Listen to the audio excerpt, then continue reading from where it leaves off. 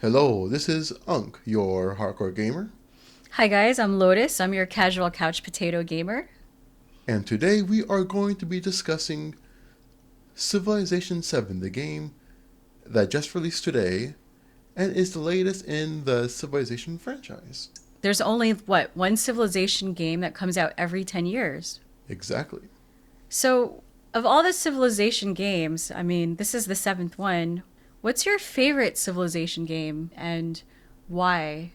So for me, I would consider it between Civilization 5 and Civilization 4 because 5 was a near perfect balance of easy to get into, but also complex gameplay mechanics.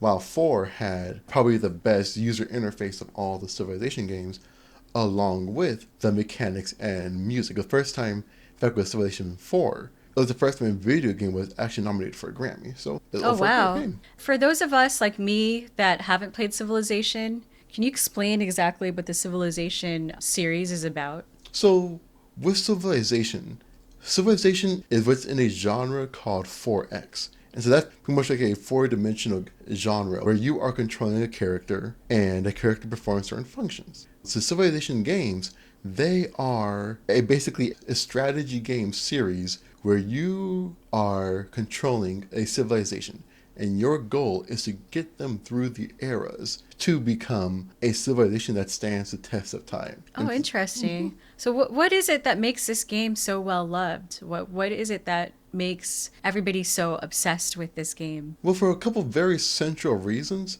And so, one of the first reasons is that it's very based on history, on using historical context for gameplay mechanics, and basing those mechanics off of cultures. So, you get very fun things like how when you have, say, the Greek civilization, if they choose Alexander the Great as a leader, they will have mechanics related to military and all that stuff. That's so cool. So you can choose different leaders and Exactly. play as the leader. And you play with that one leader the whole time, or can you switch leaders throughout? You play with that one leader and civilization all the way through. Oh, cool. So how has it been playing Civilization 7, the latest one? Well, I have a mixed viewpoints on it because the good side is that it really hit on terms of it increased the graphics, it really increased the quality of music while you're playing the game, along with being able to explore the map easier. The huge flip side of that is that it feels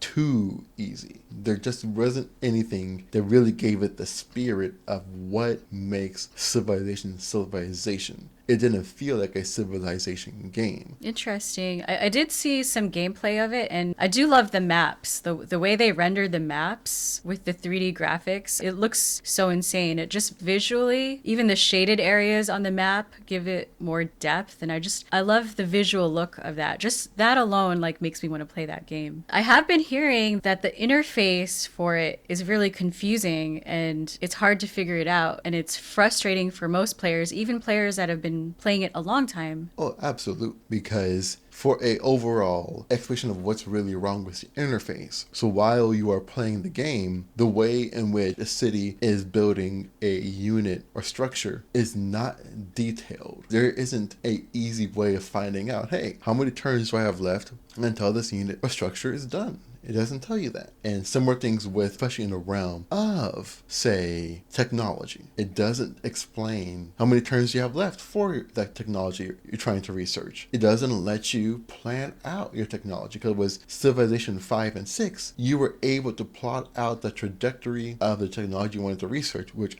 out without really having to constantly look at your tech tree all the time. While with Civilization 7, you have to look at it constantly because it doesn't let you schedule out your research, and it becomes a real drain. Other big thing that becomes really frustrating user interface wise is really in the realm that it copied the district system in Civilization 6, where you're able to select which parts of the city area you wanted to develop. It doesn't really tell you the actual advantages of those specific areas. Because you would have to know from other previous Civilization games what certain icons mean. So if you see like a blue icon, that means research. If you see a green icon, that means food. But if you're new, you wouldn't know that. I couldn't play it. Sounds like it would be too difficult for me to play. Absolutely. And that is really big problem, especially since that with many Civilization games, they are known for allowing people to be able to jump into the game even if they were new players. And just jump into it and figure it out. Well, with this game, you would be going, what's that? So this is definitely harder for newer players compared to the older games. Absolutely. The real tragedy of it all really is the game was clearly built to be focused on newer players, people who have never played Civilization before. I mean, I was hearing that even the difficulty levels are really hard to figure out. Absolutely. The game has 5 difficulty levels, like with all Civilization games. It doesn't tell you what's the difference between the levels. In Civilization 5, it actually told you, here is the difference between Prince, which is usually very easy, or Deity, which is very hard. It would tell you why it is hard. I wonder why they kept that out.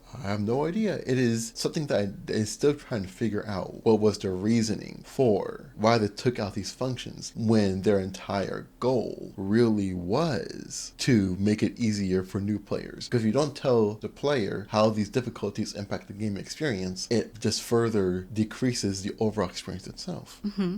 Let's talk about the time period. What time period does this game cover, Civilization 7? So it covers 4 specific periods. It goes from the classical era to the medieval era to the modern era. So classical, like Roman era? Yep, Roman Greece, yes. Up until when? Roman Greece, and I would say up until the beginning of the Middle Ages. This is the other really annoying thing Civilization 7 decided to do. Instead of letting you choose the civilizations you wanted to play as, it locked those civilizations within the eras. So in other words, you could not play as America at the beginning of the game if you decided that your leader was Benjamin Franklin, because they decided to lock the America at the modern age, which is a weird decision. I understood the eras because they've been doing, in the past games, it was called ages, and every single age added different research and mechanics and stuff like that. While with this game, it locked the civilizations themselves in the eras.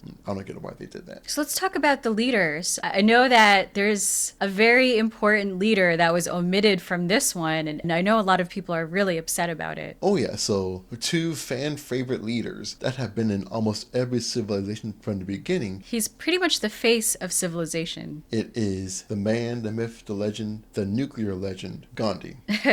Gandhi and his role in Civilization 7. And because in Civilization, Gandhi is a much feared leader. In the first Civilization game, there was a bug where if Gandhi researched this skill that decreased his aggression would already be at 1. So the skill would decrease it by 2. The system at the time, it couldn't have a negative aggression. So instead, it went from an aggression of 1 to aggression of 100. Which is insane. That's insane. Absolutely. There's another fan favorite leader that also didn't appear in Civilization 7, Bismarck of Germany. Is also a much loved leader because he is known for just invading you. Similar thing with Montezuma, where Montezuma wasn't in this game, and he has been a fan favorite leader for decades. And I'm not sure if they're going to lock them behind DLCs or is it just gone. I have a feeling, I hope they don't make people pay for them, but I have a feeling they're going to monetize it. They did a similar thing with another fan favorite leader, Napoleon, where they did. Oh yeah, you told me about Napoleon. So what they did with Napoleon, and this is really annoying, in order to use Napoleon, you had to sign up for a 2K account, because 2K is a company that runs it. So you had to sign up for a 2K account in order to get Napoleon. That does not bode well for Bismarck or Gandhi. What can they do to make this game better? Are they going to do patches, do a DLC? There's still time, right, for them to fix all these issues and make it a phenomenal game. What do you think they could add in the patches to make it a better game and more fun? Well, there'd be 2 really specific things that they could do to enhance the experience and increase the critic score. The first thing, they could let people play as a civilization and not have it be restricted within eras. So, example, with other Civilization games, with Civilization 5, you could have played as America and you'll be George Washington. And you can start all the way in the ancient era. With this game, you can't do that. If they want to get back public interest, they would have to fix those major key issues. The other issue that they would have to resolve badly in order to make it an interesting game that could stand the next couple years would be fixing their combat problem. With this game, they make combat too easy. Also, they need to fix the confusing menus, all the confusing interfaces and menus, so that people like me, beginners, could play it. Absolutely, because that is a big issue. They were trying to keep on finding new people to play the game who aren't Civilization fans. They need to make it easier for people to actually understand. Making it easy for people to understand does not mean dumbing down the game. Absolutely.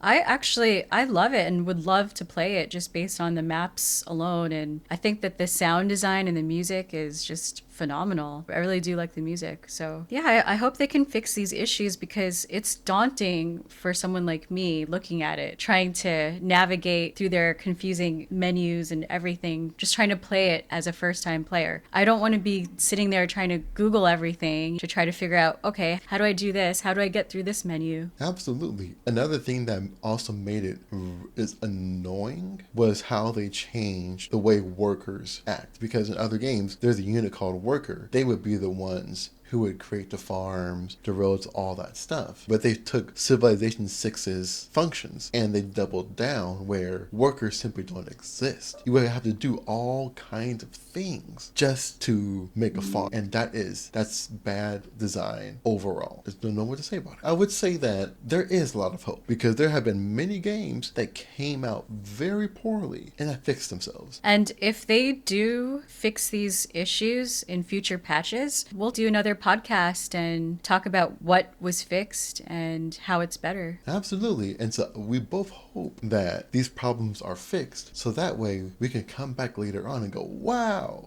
And I they could really say that changed I it. actually played it. Absolutely. Well, until then, until next time.